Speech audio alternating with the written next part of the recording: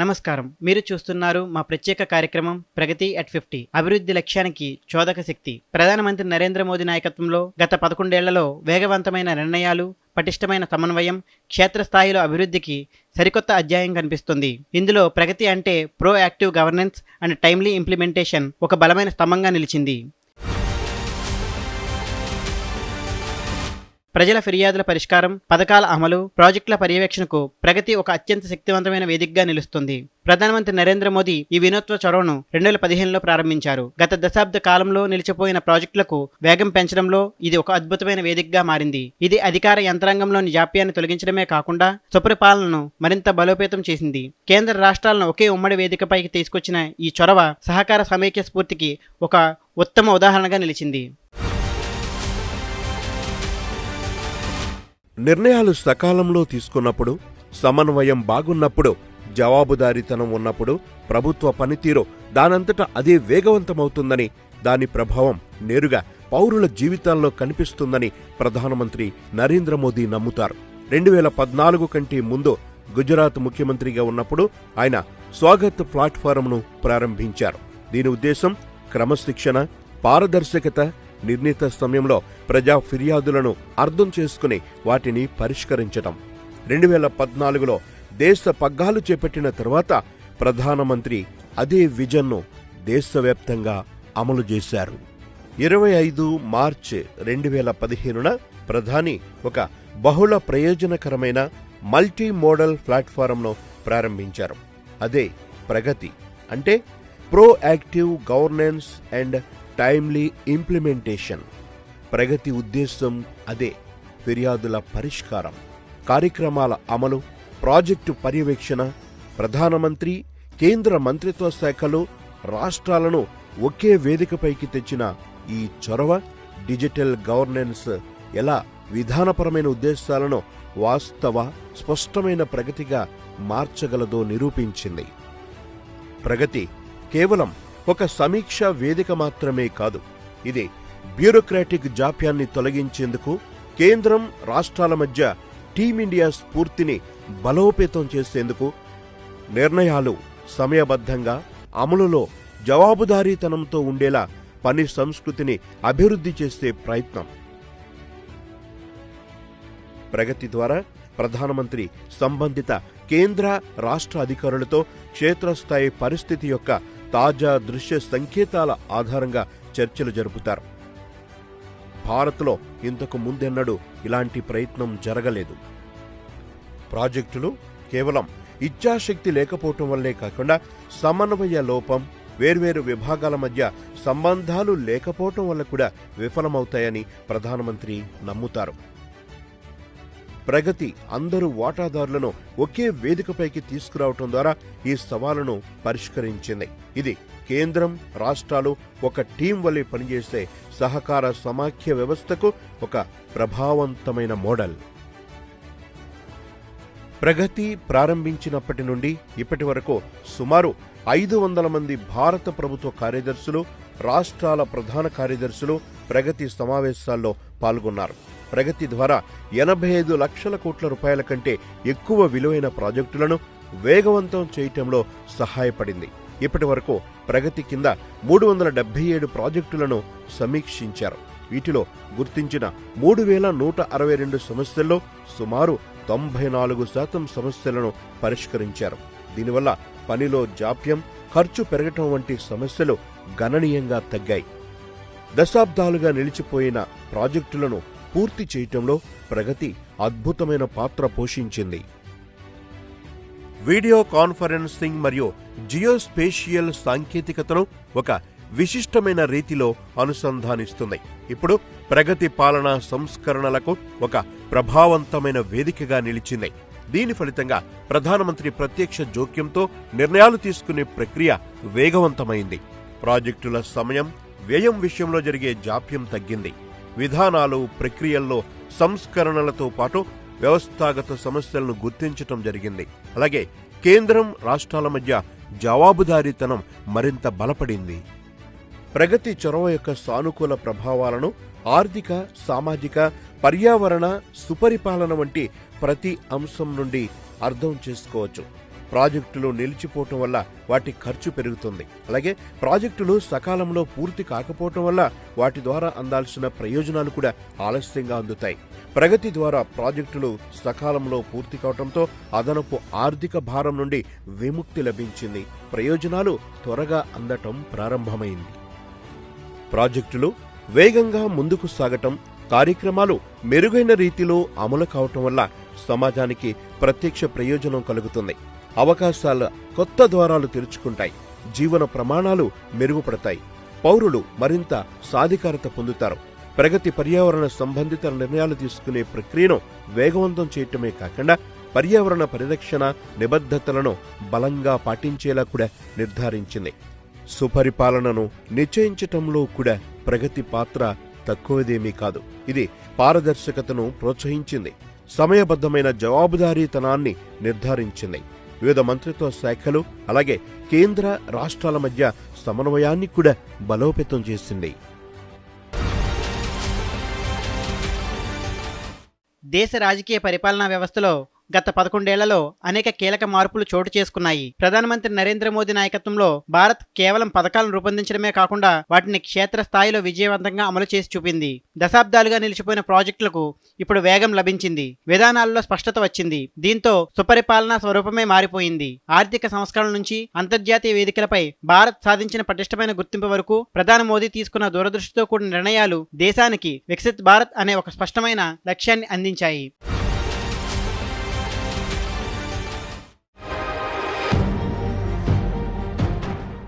ప్రధానమంత్రి నరేంద్ర మోదీ నాయకత్వంలోని ప్రభుత్వం 11 ఏళ్ల పాలనను పూర్తి చేసుకుంది.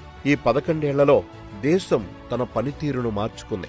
ఇప్పుడు ప్రాజెక్టులు నిలిచిపోవటం, జాప్యం వంటివి జరగటం లేదు. విధానపరమైన సంస్కరణల వేగం అనేక రెట్లు పెరిగింది. జీఎస్టీ మొదటిసారిగా భారత ఆర్థిక వ్యవస్థకు ఇంత పెద్ద స్థాయిలో అధికారిక రూపాన్ని ఇచ్చింది. దీని ప్రభావం కోవిడ్ వంటి ప్రపంచ విపత్తు సమయంలో కూడా కనిపించింది. ఆ సమయంలో ప్రపంచంలోని పెద్ద పెద్ద దిగ్గజ దేశాలు ఆర్థిక రంగాల్లో సమస్యలను ఎదుర్కొంటున్నప్పుడు భారత్ ప్రపంచానికి ఒక ఆశగా ఆవిర్భవించింది. ఆ విజయం అందరి కళ్ల ముందే ఉంది. భారత్ ఇప్పుడు ప్రపంచంలో 5వ అతిపెద్ద తయారీదారు మాత్రమే కాదు, 4వ అతిపెద్ద ఆర్థిక వ్యవస్థ కూడా.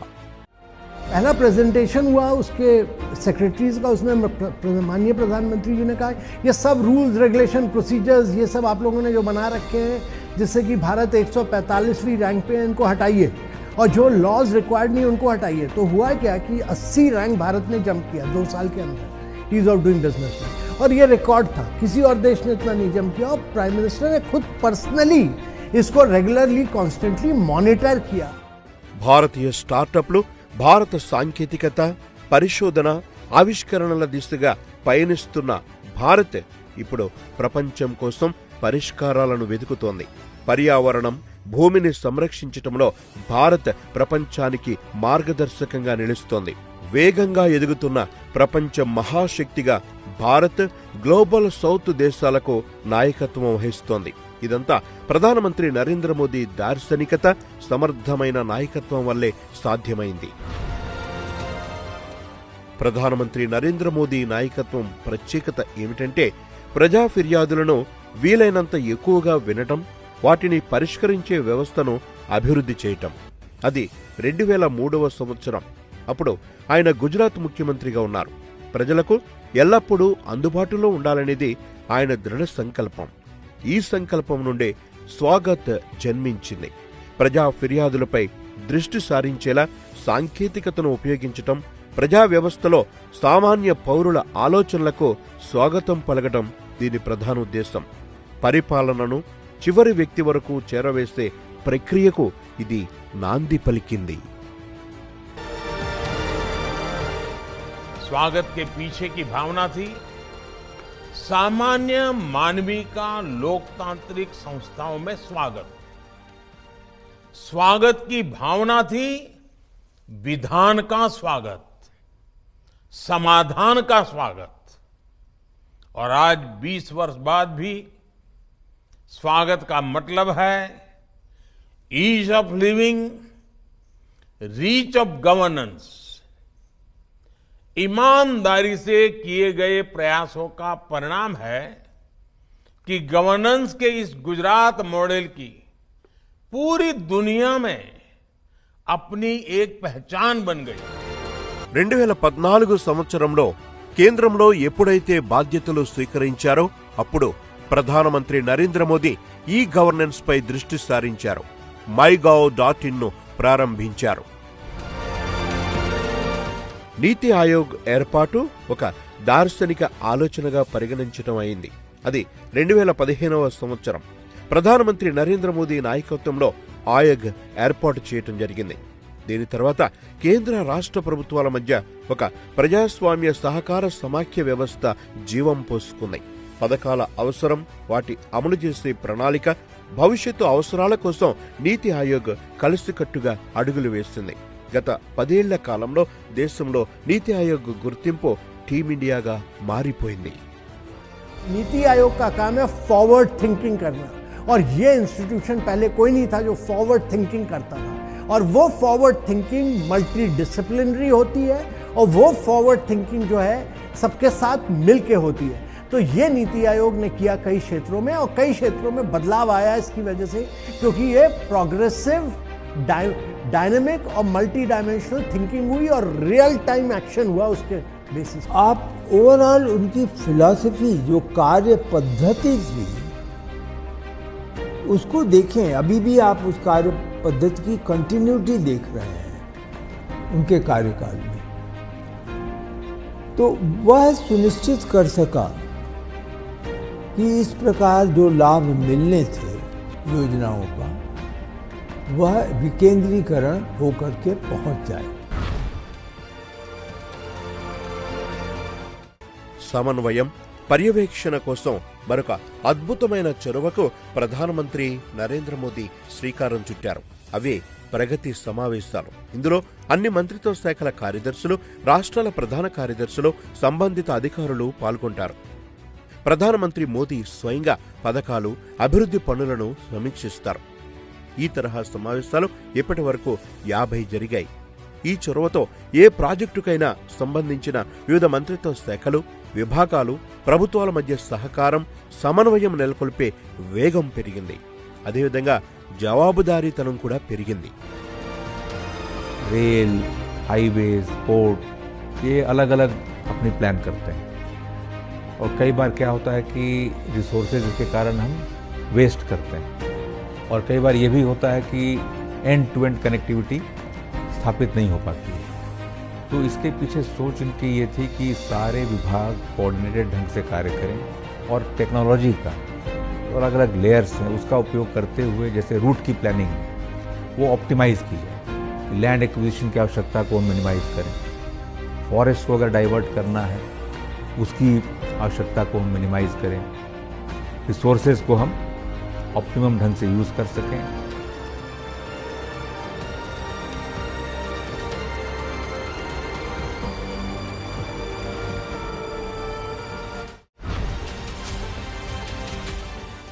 సామాన్య పౌరుల జీవనాన్ని సులభతరం చేసే కీలక ప్రాజెక్టులకు ప్రధానమంత్రి చేపట్టిన ఈ ప్రగతి చొరవతో దేశాభివృద్ధికి సరికొత్త వేగం లభించింది. ప్రధానమంత్రి స్వయంగా నిర్వహిస్తున్న ప్రత్యక్ష పర్యవేక్షణ, అలాగే కేంద్ర రాష్ట్రాల మధ్య నెలకొన్న పటిష్టమైన సమన్వయం కారణంగా అనేక ప్రాజెక్టులు అదనపు ఖర్చు లేకుండా నిర్ణీత సమయంలోనే పూర్తి కాగలిగాయి. ఈ నిరంతర కృషి వల్ల చేకూరిన ప్రత్యక్ష ప్రయోజనం దేశాన్ని ఆత్మనిర్భర్ భారత్, వికసిత్ భారత్ దిశగా వేగంగా ముందుకు నడిపిస్తుంది.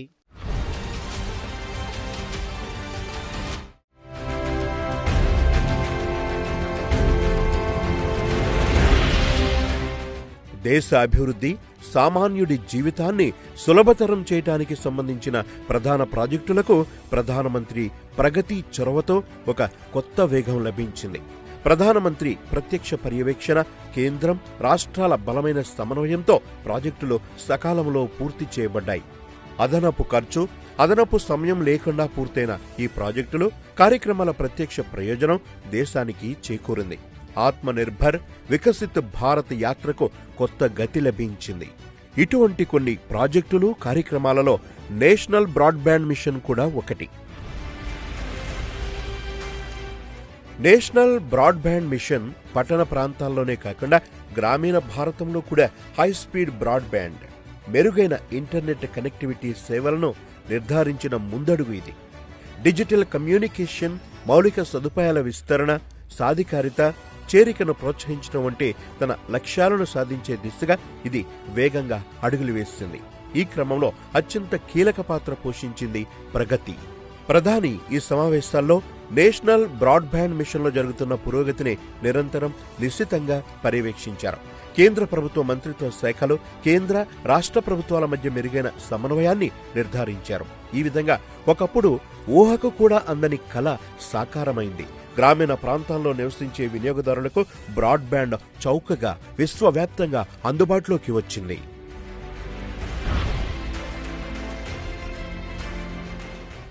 ప్రగతి సహాయంతో వేగంగా ముందుకు సాగుతున్న మరో కార్యక్రమం మిషన్ అమృత్ సరోవర్. ప్రతి జిల్లాలో 75 జలవనరుల నిర్మాణం, పునరుద్ధరణ దీని ఉద్దేశం. ప్రగతి ద్వారా నిరంతర పర్యవేక్షణ దీనిని మెరుగ్గా అమలు చేయడానికి మార్గం సుగమం చేస్తుంది.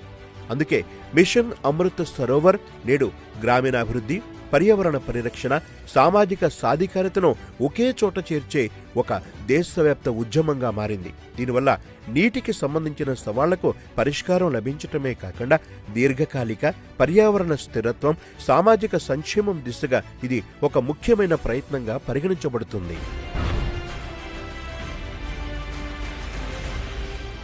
కోవిడ్-19 మహమ్మారి సమయంలో కూడా ప్రగతి ప్లాట్ఫారం ప్రభుత్వం ప్రజల వద్దకు చేరటంలో కీలక పాత్ర పోషించింది.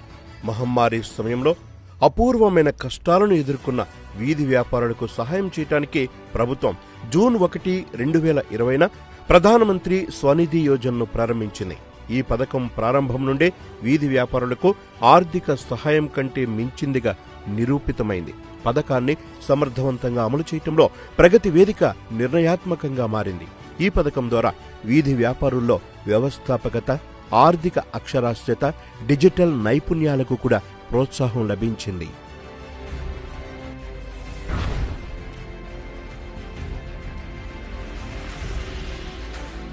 మహిళా శిశు అభివృద్ధి దిశగా కూడా ప్రగతి పథకాలు, కార్యక్రమాల మెరుగైన అమలును నిర్ధారించింది. ప్రధానమంత్రి మాతృవందన యోజన దీనికి ఉత్తమ ఉదాహరణ. ఈ పథకం అనేక పనులు చేసింది. గర్భిణీ స్త్రీలు, పాలిచ్చే తల్లుల ఆరోగ్యం, పోషణను మెరుగుపరిచింది. అదేవిధంగా వారి దైనందిన కూలీలో జరిగే నష్టాన్ని భర్తీ చేయడానికి ఆర్థిక సహాయాన్ని అందించింది. పథకం యొక్క లభ్యతను నిరంతరం పర్యవేక్షించటంలో, మూల్యాంకనం చేయటంలో ప్రగతి పాత్ర అగ్రగామిగా ఉంది. బ్యాంకింగ్, బీమా, జల్ జీవన్ మిషన్ వంటి రంగాలలో ఫిర్యాదుల పరిష్కార వ్యవస్థను బలోపేతం చేయటంలో కూడా ప్రగతి అద్భుతమైన సహకారం అందించింది. ప్రజలు లేవనెత్తిన సమస్యలపై అత్యున్నత స్థాయిలో దృష్టి సారిస్తున్నారనే విషయాన్ని ఈ వేదిక నొక్కి చెబుతుంది. ప్రభుత్వం జనహితం అనే భావనను ముందుంచి కేవలం విధానాలను రూపొందించటమే కాకుండా వాటి అమలు ప్రక్రియను కూడా నిరంతరం పర్యవేక్షిస్తోంది. తద్వారా దాని ప్రయోజనం ప్రతి ఒక్కరికి అందుతుంది. ప్రధానమంత్రి నరేంద్ర మోదీ నాయకత్వంలో గత 11 ఏళ్లలో స్పష్టమైన విధానాలు, సుపరిపాలన, ప్రభుత్వ పథకాలను చివరి వ్యక్తి వరకు చేర్చాలనే నిబద్ధతను సాకారం చేస్తూ ఎన్నో భారీ ప్రాజెక్టులు పూర్తయ్యాయి. ఏళ్ల తరబడి ప్రభుత్వ ఫైళ్లకే పరిమితమైన ప్రాజెక్టులు నేడు నిర్ణీత సమయంలోనే పూర్తవుతూ జాతికి అంకితం చేయబడుతున్నాయి. అస్సాంలోని బోగిబుల్ వంతెన కావచ్చు, లేదా జమ్మూ కాశ్మీర్ బారాముల్లా రైలు మార్గం కావచ్చు, పొంగి పొర్లే నదులైన, లోతైన పర్వత లోయలైన అభివృద్ధి బాటలో ఎదురైన ప్రతి సవాల్ను భారత్ అధిగమించింది. రాష్ట్ర నిర్మాణ సంకల్పం దేశాన్ని అపూర్వమైన పురోగతి పదంలో ఎలా ముందుకు నడిపించిందో ఇప్పుడు తెలుసుకుందాం.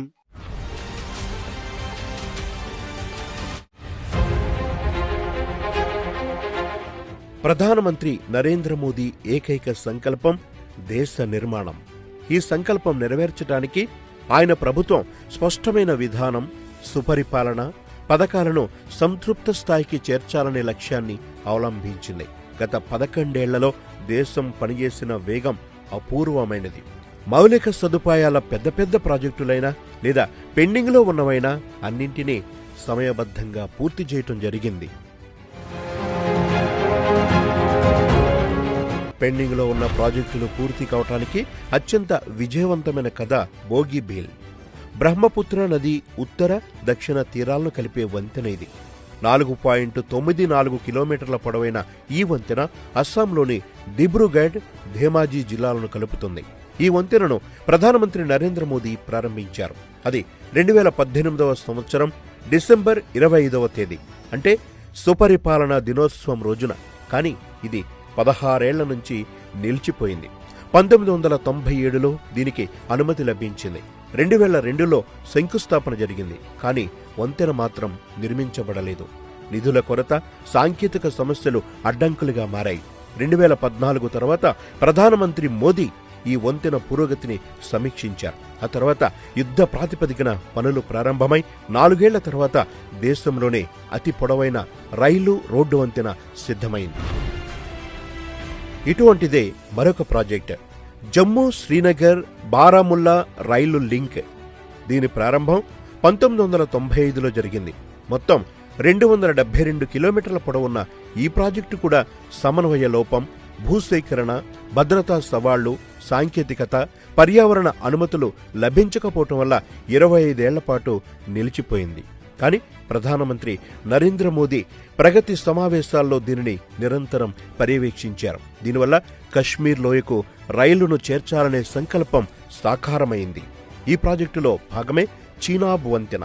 ఇది సాంకేతిక నైపుణ్యం, ఎత్తు కారణంగా ప్రపంచ గుర్తింపు పొందింది. చీనాబ్ వంతెన 1315 మీటర్ల పొడవు ఉంటుంది. దీని ఆర్చ్ స్పాన్ 467 మీటర్లు. నది మట్టం నుండి దీని ఎత్తు 359 మీటర్లు. ఇదే ప్రాజెక్టులో అంజీఖాడ్ వద్ద భారతీయ రైల్వే యొక్క మొట్టమొదటి కేబుల్ స్టేడ్ వంతెనను నిర్మించారు. భౌగోళిక వైవిధ్యాలు, అసంఖ్యాక సమస్యలను ప్రధానమంత్రి నాయకత్వం సులభతరం చేసింది. నవీ ముంబై విమానాశ్రయం కూడా ఇలాగే ఏళ్ల తరబడి నిలిచిపోయింది. 1997లో దీని ఆలోచన పుట్టింది. 25 ఏళ్ల వరకు భూసేకరణ జరగకపోవటం వల్ల అది ఆగిపోయింది.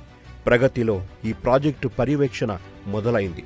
ఒక నిర్ణీత కాల పరిమితిలో ఈ ప్రాజెక్టు పూర్తయింది. అక్టోబర్ 2025లో ప్రధానమంత్రి నరేంద్ర మోదీ దీనిని ప్రారంభించారు. भाइयों और बहनों, हम उन संस्कारों में पले बड़े हैं जहां राष्ट्र नीति ही राजनीति का आधार है. हमारे लिए इंफ्रास्ट्रक्चर पर लगने वाला एक एक पैसा देशवासियों की सुविधा और सामर्थ्य को बढ़ाने का माध्यम है. लेकिन दूसरी तरफ देश में एक ऐसी राजनीतिक धारा भी रही है जो जनता की सुविधा नहीं, सत्ता की सुविधा को ऊपर रखती है. ये वो लोग हैं जो विकास के काम में रुकावट डालते हैं,